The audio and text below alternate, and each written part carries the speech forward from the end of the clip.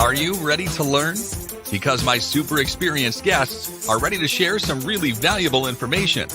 Make sure and listen all the way to the end to get help and support. So let's start with the best audio experience. Hello guys and welcome to our show. Today we discuss about online events, how you can handle your event, how you can create it, host it, find the best speakers and anything else. I'm so excited to discuss this topic with Jonathan Kazarian. How are you? Doing well. Thanks for having me on. Oh, for me, it's a big pleasure because, I love learning about online events. I handle my events. I hosted it. I invited great speakers, Ren Fishkin, Craig Campbell, many others, that was awesome event. But of course, I want to know more because, it's popular. People love learning from events. Before we start, just tell more about your self-experience, background, and why you decided to share with us about events. Yeah, so I've loved events for almost 2 decades now, and I actually fell into the world of building an event tech business out of hosting events on my own. My cousin at the age of 17 got diagnosed with cancer, and I wanted to do something for her. So I ultimately decided to rent out the aquarium in Boston where I was living at the time, host a 850 person event, and going into that event realized that there was frankly no good or affordable tech out there to do what we needed to do. So I went down the path of building an event technology business to serve my own needs and make life easier for event organizers. And well, things have certainly escalated since there. Nice. Okay, let's start from the basic. Can you tell why companies need to create events? What kind of benefits, value they can get by hosting events? Anything about the reason of hosting events? Yeah, so there's a couple of different areas of that. The first part is asking yourself, if you're thinking about events, where in the funnel do they fall? Is it the very top where it's brand awareness? Is it in the middle of the funnel where it's lead gen? Is it bottom of the funnel where it's customer events, product launch events, other events to bring the community together? And then that's one side of things. The other part is you have to have this belief that the way that B2B businesses are winning today is based on the idea of basically being media companies, generating tons of content and creating an opportunity for a community to come together. And yes, there's online communities, there's Slack groups, etc. But the best type of community is the one where people want to come together. They want to interact and exchange ideas. And it doesn't really matter what that medium is. It's the fact that your brand is the mechanism to bring them together to do that. And events are how you do that. Yeah, love it. Okay, let's talk about finding speakers to events. Can you share your methods how to find speakers who can provide value, who can invite attendees, who want to learn from them, your methods of personalization and finding the right speakers?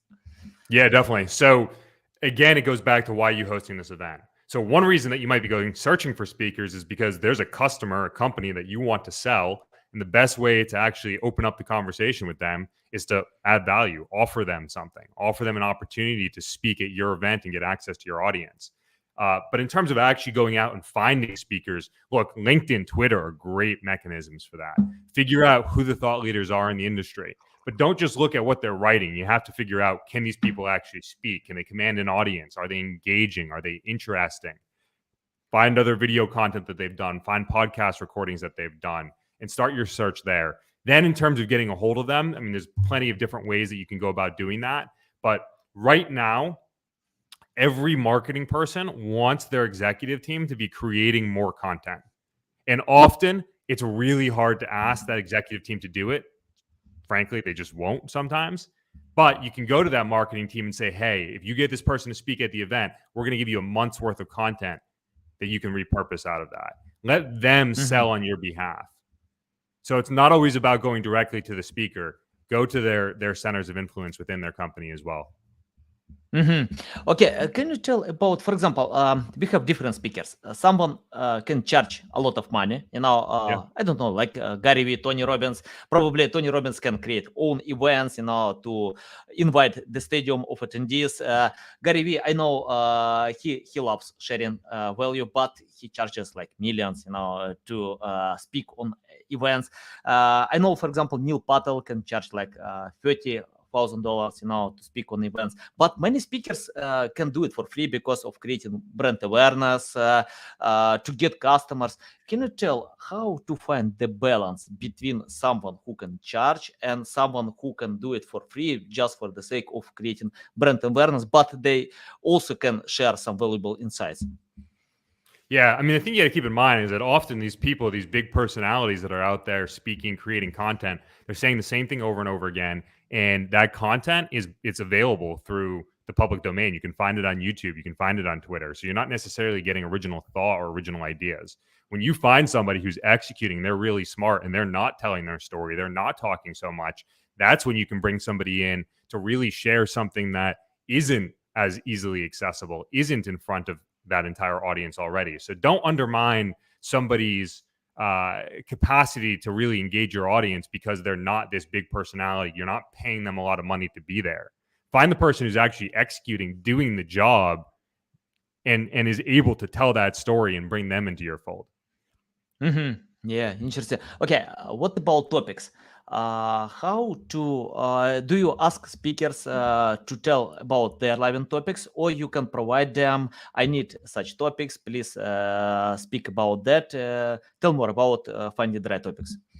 Yeah, I mean, it starts by finding about what does your audience want to hear about, and then try to find the speaker that knows something about that. Don't go to somebody because they've got a lot of LinkedIn followers or Twitter followers and say, hey, can you come and speak about this topic that they don't actually know anything about?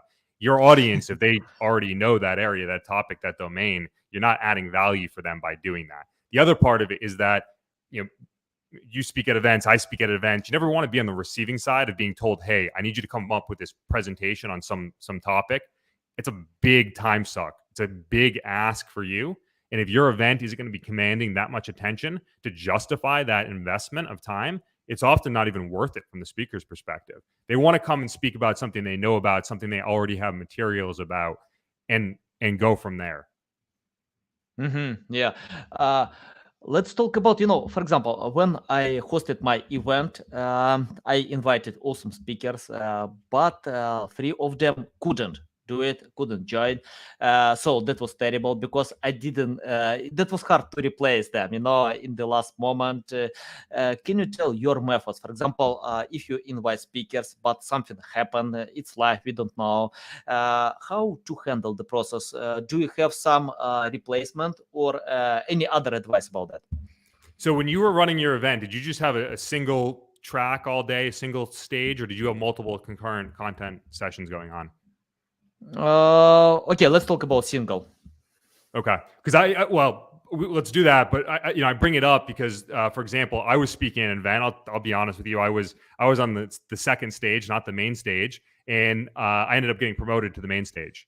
Maybe I was filling a gap of somebody who wasn't supposed to be there. Maybe the content made sense for that session, but like those situations do occur. And when you have that, sort of that farm team, that dugout that you can pull from, then it's easy to fill that gap. The other thing that you can do, that you should do, is have a moderator who's able to fill that content, that gap. And in your case, it's often going to be you, and just having that material prepared in case you do need to fill that. Also could be some sort of entertainer that you bring in to fill those gaps. Nobody wants to be your backup speaker. People have, the people that you actually want speaking, they're busy. They have things to do. They're not going to sit around because you say, hey, if this person doesn't show up, I need somebody else who's going to fill in. But what you can do is start to think about not just this event, but what's your next event? Who are the speakers that you're bringing in for your next event? And then you can tap one of those people that you've already got on your deck, on your lineup for that next event, and bring them in early. And you've already got that relationship. They're already thinking about the content that they're going to be preparing. Yeah, interesting, valuable. Okay, let's talk about mistakes. For example, when I hosted my event, I made a bunch of mistakes because that's my first experience. And can you tell your top mistakes that you got and what you've learned from them, how to improve the quality of hosting events. Yeah. So the biggest mistake I see with people hosting events is they fail to have a call to action. So they'll host an event, but they don't know why they're hosting an event. They don't know what they're trying to get out of that experience. And we just talked about queuing up your next event, but the easiest thing to do if you don't have a call to action is get people to register for your next event.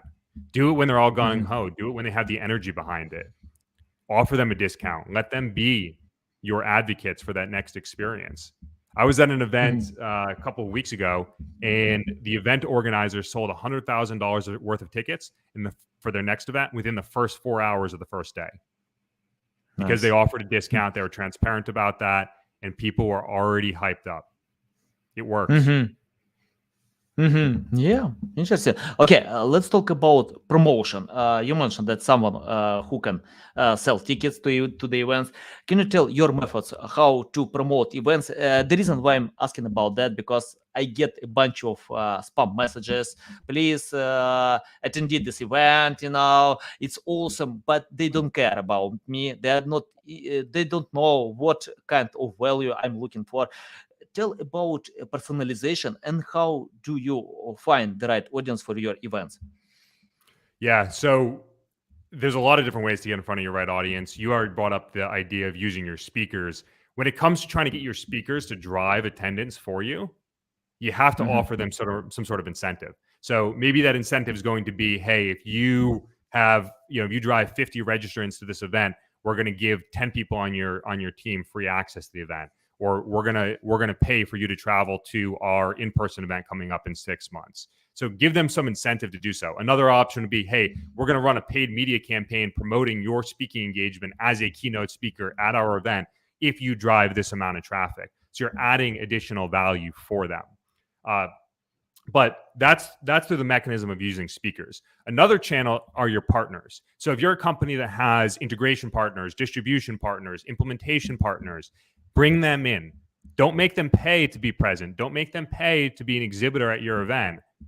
In exchange, ask them to drive attendance. Give them a tracking link where you can actually see if they're doing exactly that. Are they driving attendance? Promote them even further at the next event based on how much they drive. It's the same shared audience, right? So you want to find partners who have that opportunity for co-marketing, because you share an audience, but you're not competing. You're complementing one another. The other option is just finding different groups in channels that are specific to your industry or your niche and starting to get inroads in there. Don't drop into those groups and start promoting an event right off the bat. You're probably going to get kicked right out, but start to build trust within those communities, and it's going to make it much easier to ask. The other thing is, don't go into hosting events for the first time thinking that you have to hit some threshold and it's a failure if you don't. This is a building experience, a learning opportunity, and an opportunity to continue to build trust as a influential source of content and ideas, and that you're worth somebody's time.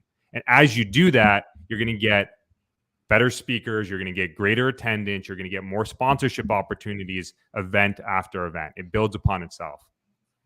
Okay, let's talk about sponsorship. I love this topic because I have some sponsorships as well to my podcast, Hrefs, C-Ranking.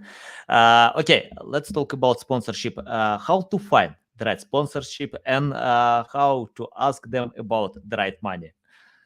Yeah, so in terms of finding sponsors, find competing events and look at who's sponsoring those events, right? They generally or often won't have a loyalty to just sponsor that event. If they can find an opportunity to access a similar audience, especially at a lower price point because it's a newer, less established event, they're going to take you up on that.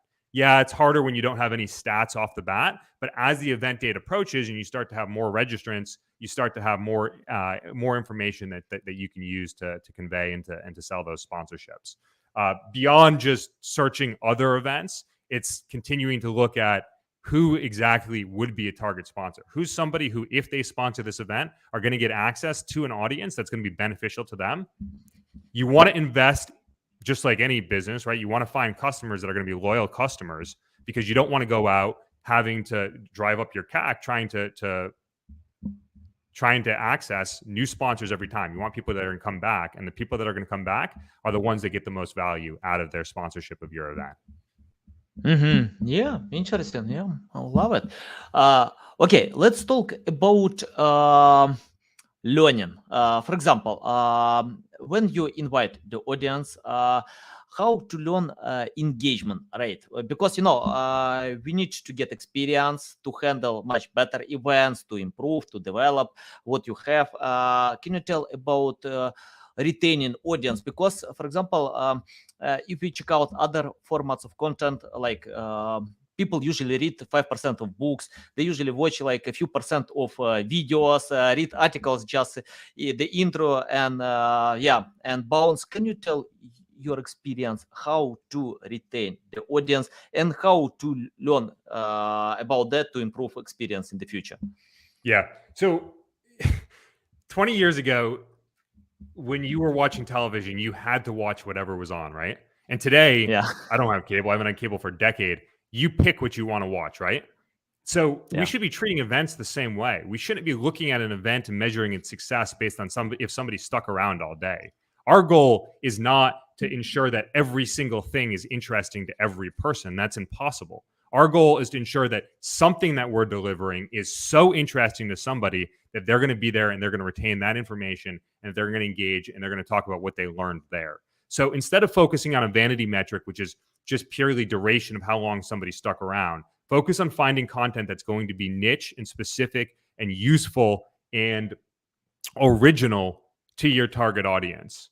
In terms of engaging them throughout that, yeah, in the world of virtual events, it really comes down to content, presentation, quality, presentation style, and finding opportunities to keep people engaged throughout it. Yes, that means using technology to do things like push notifications, polling, Q&A, things where the audience is participating in the conversation, but also give them opportunities to interact with each other. So we talked before about where in the funnel your event falls. If we're talking about a bottom of the funnel event, one of the best things that you can do is put your customers, your advocates, in front of your prospects. Let them do the selling on your behalf and do it in an environment where they can raise their hand and they can ask questions directly of that customer. Make it interactive in nature and allow people to learn from each other, because it's not just about you and it's not just about what you're putting out there. It's about the opportunity that you're creating for people to learn from each other. Yeah, valuable. You mentioned a few times about the funnel, bottom, top. Can you tell how to consider the sales funnel when you plan? For example, you are going to host an event, and how to consider sales funnel before creating an event? Yeah. So there's been so much talk about events from the perspective of a lead gen tool. If you are entering hosting events for your company for the first time, start on the other end. De-risk your event experience. Start with a customer event where it's a smaller audience, it's a shorter duration event, and you're bringing people together to learn from each other. Figure out what actually goes into running and hosting an event. Who are the vendors that you need to bring in? And then expand your experience and progressively move it up the funnel. And as you do so, you're going to learn a lot along the way. Does that answer the question? Yeah. But what about, for example, I found on LinkedIn, it doesn't matter, any social media, many content creators pay a lot of attention to oversell.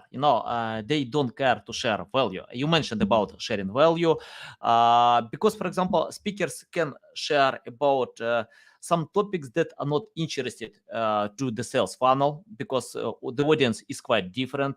It doesn't mean that it's not valuable. It's probably valuable, but it doesn't like related to interest of the audience. And how do you unite speakers, their topics, and interest audience, considering sales funnel? Yeah. So when it comes to hosting an event, you shouldn't be selling. If you're gonna have a scenario where people are selling, have your customers sell for you. Your content, what you're putting out there, should be educational and inspirational in nature and entertaining for that matter. In terms of your actual speakers and aligning what they're sharing to make sure that it's consistent with the message that your event is seeking to convey, it's about the speaker prep. You need to see the decks in advance. You need to see the outlines of what they're going to be covering. And sometimes, a speaker doesn't work out. Sometimes what they want to talk about is too selly. you have to pull them because you're going to Mhm. lose the trust of your audience. If you have an event that's just out there peddling sales material, it doesn't help the attendees. It doesn't help build trust, and you're not gonna bring them back. You're not gonna bring your sponsors back. So you have to be hyper diligent about this.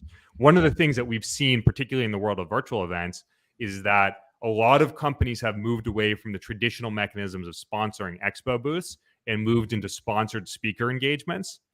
And some of the event organizers have been, frankly, a little too lenient in what they're allowing those sponsored speaking engagements to convey. And it leads to a dismantling of the quality of the content that's being put out there because it just becomes these sales pitches. Yeah, valuable. Okay, let's talk about hosting an event. How many people do you need to host your event? For example, when I hosted my event, I did everything myself. I didn't have a big team. Then during the process, I got it. No way, I can't do everything. Of course, I use some people who can help me, to personalize the message, to market the event, because we got like 44,000 attendees. That was an online event. I got awesome speakers, but I couldn't do it myself. Tell about your team and the process. For example, how many people you have in your team and about their duties? Yeah, so just for context, again, we're an event technology provider, right? So we're providing the technology that folks like you would use to facilitate running those events, for managing their speakers, for managing the agenda, marketing the event, all of that good stuff.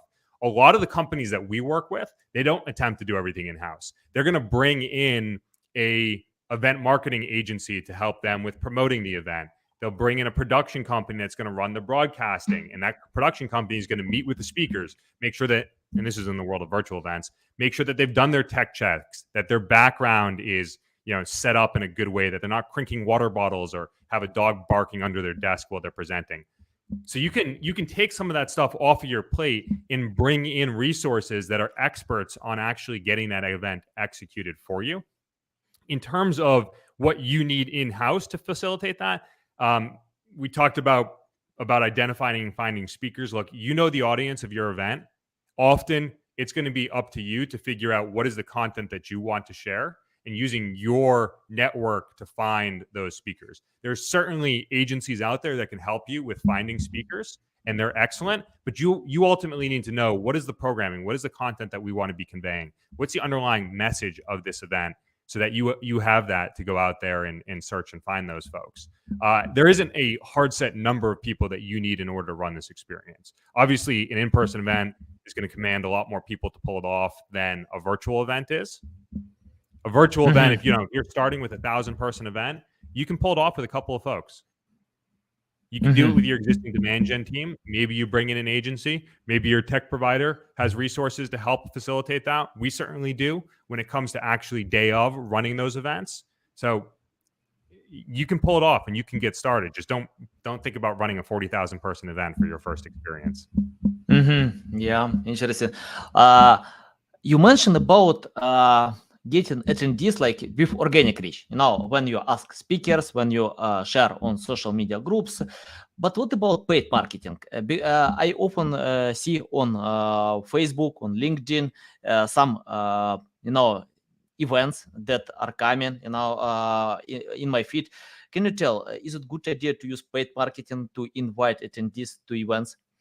Yeah, so it's not just about inviting attendees to events that you should be using paid marketing for, right? The end goal of an event is not always just to get somebody to register or to get somebody to attend. You're also hosting that event, when we're talking about top and middle of funnel events, to establish yourself, your company, as a thought leader in the industry.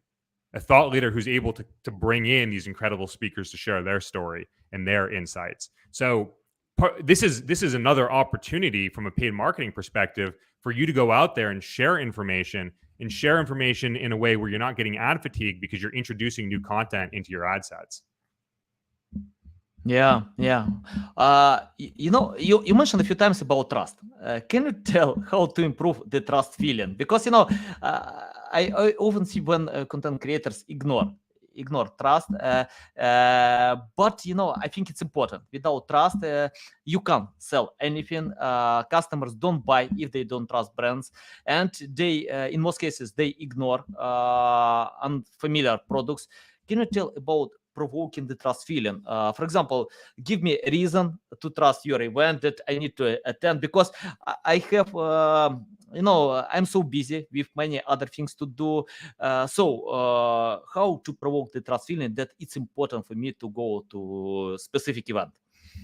Yeah. So the two things I would say are probably the most important are consistency of message, right? If you keep pumping like 9 different narratives for one event, then you're probably going to confuse your audience, and thus they're not really going to trust like what is this event about. The other thing is vulnerability, right? The best way to build trust is to be honest and vulnerable with your audience. Tell them, if this is an event where somebody's telling the story of the way that they failed, that in itself is going to build trust. It's when you're opening up yourself and being honest about what didn't work out for you or what could have been done better. That vulnerability goes a long way. Nice. Yeah, love it. I think failing only brings a new experience and nothing else, because for me, it's hard to count how many times I made mistakes, a lot of. And it makes it relatable, right? Other people, everybody's failed at some point. If they can relate to your failure, then you've built fandom. You've built a attendee for life because you had a shared experience, even if it wasn't together. What about sharing stories, storytelling style? It's important to use in events. Yeah. So when it comes to the actual event, you want to have a mix of programming, right? Like a purely academic style event is really easy to drift off from that. So you want to have some content that's educational, some content that's data driven, some content that's entertaining in nature, some content that's storytelling driven. So you want to mix those different mechanisms. And when you're starting to identify your speaking audience, you're going to realize that some of these speakers have different styles. So you want to switch up that programming so you have different types of experiences one after another, so that you're keeping your attendees on their toes and that they're getting these different formats of content, and that everybody's always getting hit with something that they resonate with best. For me personally, I think that storytelling, those mechanisms, I retain that better. So that's the type of content that I prefer. Especially stories that have data trickled into them. Yeah, love it. I think personalization is very important today. At any type of marketing, because people are smarter than ever. Because of this technology, because of this competition, and my spam inbox loves getting these templates, spam messages every single day, 100 of them. So I think. Can you tell about personalization? For example, how to invite audience considering their preferences, their interests, and tell them it's very important, it will help you, it will simplify your life, decide your problems, lead in the right direction. About personalization. Yeah, definitely. So when you're actually going and marketing this event, you're starting to think about segmenting your attendee base. And as you start to think about segmenting that attendee base, just like you would with building personas for your business, for the product you sell, you want to do the same thing and treat your event like a product that has different personas with different messages that are going to resonate. And then you've got your speakers, your content that's going to resonate with each of those different personas. So create marketing campaigns, paid media, email campaigns, etc., influencer marketing campaigns even, that are using those stories to attract each of those different segments. And then you can take it a step further. And now we start to get into a little bit of the data infrastructure and the marketing ops side of things. But once people start to visit your event page, your event software, your event management platform should be able to track which sessions are people viewing, which ones are they bookmarking, which ones are they registering for, and then use that personalized information to actually run your follow-up campaigns, right? So half the battle is getting people to register. The other half of the battle is getting them to actually show up during your event. So if you can remind them of the awesome content that they bookmarked, that they registered for, that they're excited about, you're going to have a higher turnout on the day of your event when it comes to actually getting them there.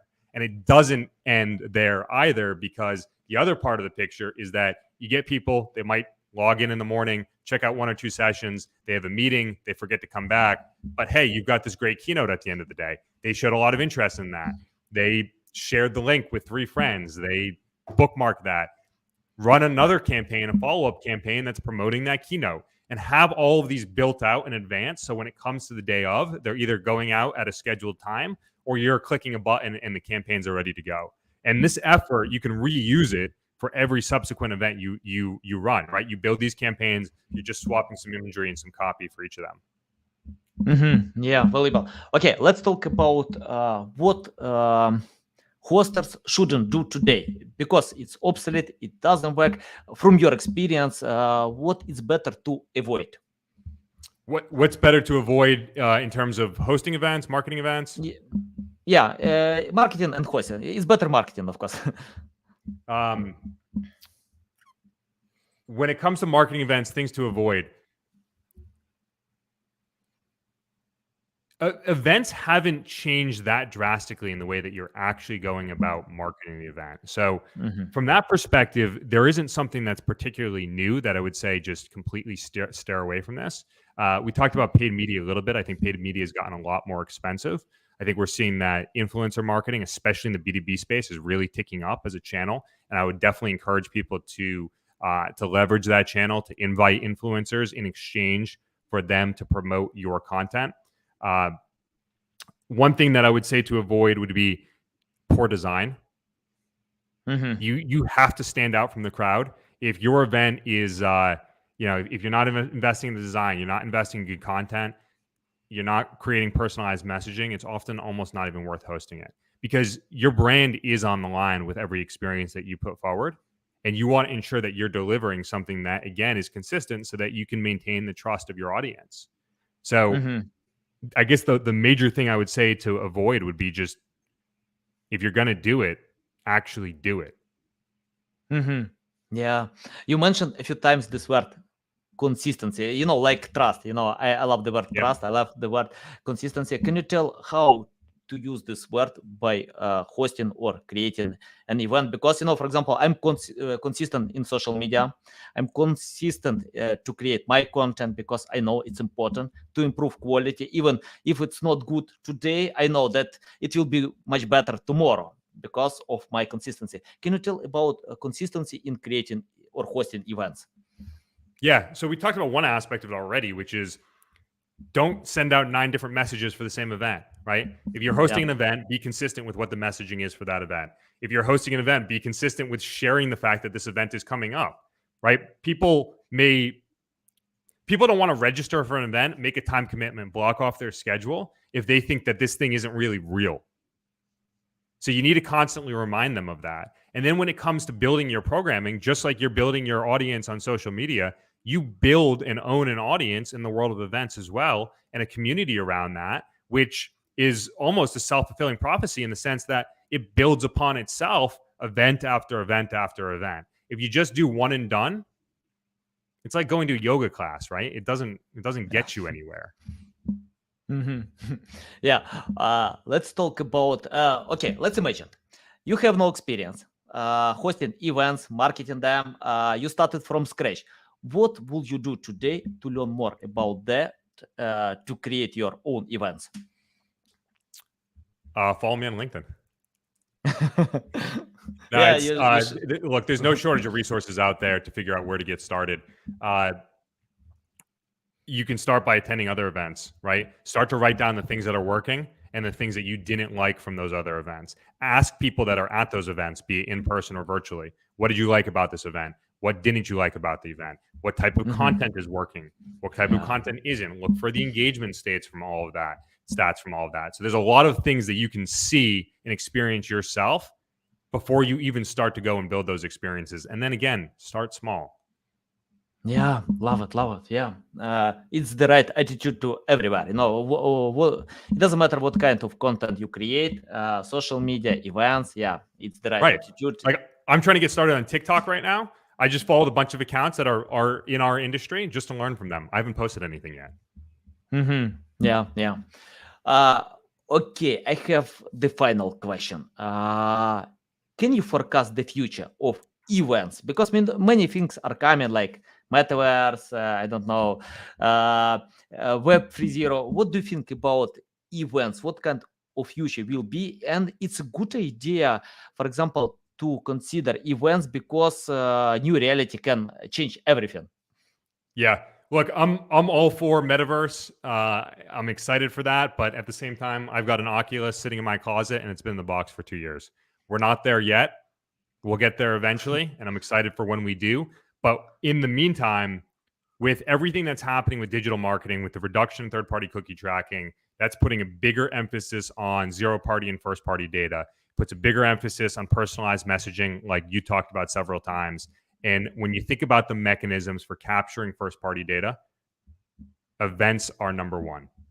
Events are number one for capturing that information and for building your community and your audience. And for those reasons, like we've seen over the past couple of years, we're going to see a continued rise in the use of events as a mechanism for brands to own their audience. Yeah, awesome. John, it's a big pleasure to get on my show, to learn from you. Tell our audience how they can reach out to you, learn more about you, follow you. Yeah, definitely. So you can find me on LinkedIn. It's Jay Kazarian. Twitter, it's John Kazarian. Would love to connect with anybody and certainly share some ideas and share some tips on how you can start running events yourself. You can also head over to our website, accelevents.com, ACCEL events.com. The chat in the bottom right is staffed by real people 24/7. If we don't respond to you within 30 seconds, then find me on LinkedIn and let me know about it. Nice, love it. Okay, guys, you can find all these links in the description below. Listen to us on Apple, Google, Spotify. Thanks again for your time. A big pleasure. You share a lot of value. Guys, you need to follow John. You need to learn from him. You need to attend his events because you can see a lot of valuable insights. Okay, guys, love you. See you.